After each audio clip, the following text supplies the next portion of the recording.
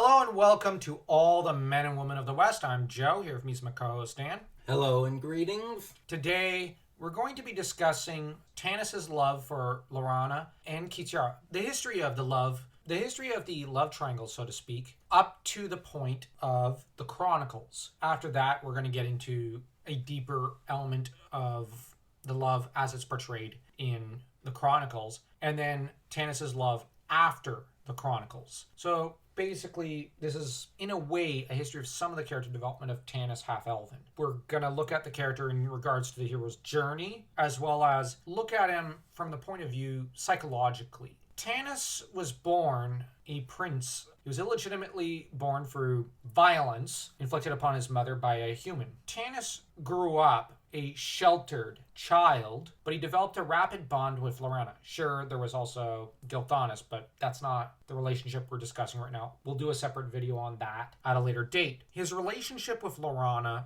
is really what shapes Tanis in a way throughout the Chronicles. His love early on involved Laurana making a ring, leaf plant ring of sorts, and giving it and vowed to marry one day. Now, there are children, and Tanis is often prone to reminding Laurana in Dragons of Autumn Twilight of this fact. Now that I've presented the situation, yes, there's the fact that Tanis was chased out of Quellanost by his idiot foster father and foster brother, Porthios. Tanis would retain something of a bond, while in Solus with Laurana, it was a distant relationship in a way, in that Tanis had grown apart, because he was basically thrown out of his home when he reached about equivalent of 15 years old, out of the belief that evil runs in your veins. On the part, he was likely to violate Laurana because that side of things runs in one's veins, which makes very little sense, but it shows the prejudice that his foster father had for him. You gotta bear in mind, this was the worst Speaker of the Sun there ever was, up until Porthios. So, in that regard, I don't think there could be any debate that Tanis and Laurana had a bit of puppy love for each other, as children exchanging rings and vowing to one day marry. Them having played games where she was the princess and he was the hero who had to rescue her. I think that was in there. You could see how they're basically children. Generally, when they're children, at the end of the day, it doesn't mean much other than puppy love. Sure, we like to romanticize little puppy love evolving into adult love, which is fine to romanticize about that. However, it's not the kind of love they require at the end of the story. So what you mean is, it's not the kind of love that's going to last for centuries. Exactly. It's just the seeds. It's a bit like planting a peach tree or an apple tree. This is just a seed. It's not yet a tree under which you can maybe sit under and enjoy the fruits of. Exactly. We have an idea of how it's supposed to end. We see that it isn't cut and dry.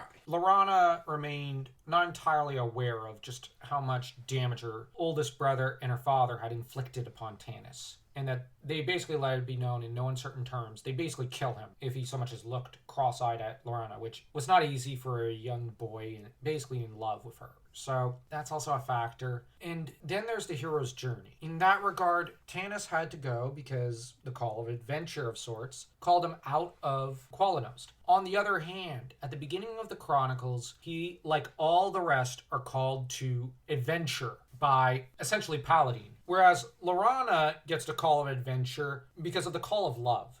Her puppy love, her crush, has developed into the love of an adult woman, so that she's determined that where Tanis goes, or Tantalos as she calls him, where Tantalos goes, she goes, which her entire story arc is about proving herself worthy of Tanis's love. In turn, Tanis's journey is about overcoming his lust for Kitiara, which brings up Kitiara. At the start of things, Kitiara and Tanis met when Raistlin and Caramon were about 16. The trouble is that early on, one could tell Kit was mostly in lust with Tanis. She was quite infatuated with him to an extent, as infatuated as a sociopath like her could be with anyone. The trouble was, Kit often cheated on Tanis religiously, and early on, Raistlin caught on to this fact. And what was more was that Raistlin also caught on to the fact that she was taking jobs with and cooperating with rather shady-looking figures, and trading both money and sexual favors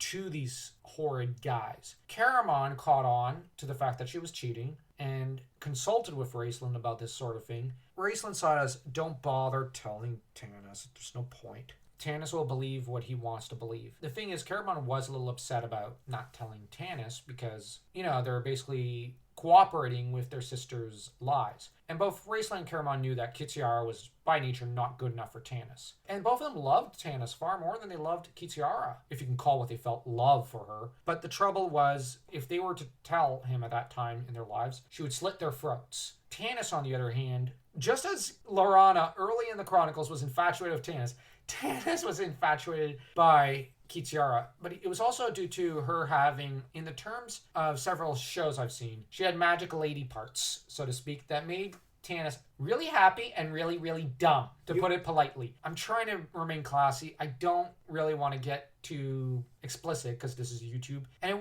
wouldn't exactly be proper to go into the gorier details. Needless to say, Kitiara had a lot more experience than Tanis, seduced him, and Tanis remained infatuated and thought that he could fix her, so to speak, or at least make a good woman out of her. Not realizing, nope, impossible. Tanis operated under the logic that he was infatuated with Kitiara and that if he loved her enough, that would fix her. And that he already had the blessings of her brothers. It's just a short jaunt from that to marriage or something. Not realizing Kitiara would never settle down. Especially for him. He was a tool in a way. One she liked, but that's all it was. She liked him. She didn't love him. And here we see an aspect of psychological development.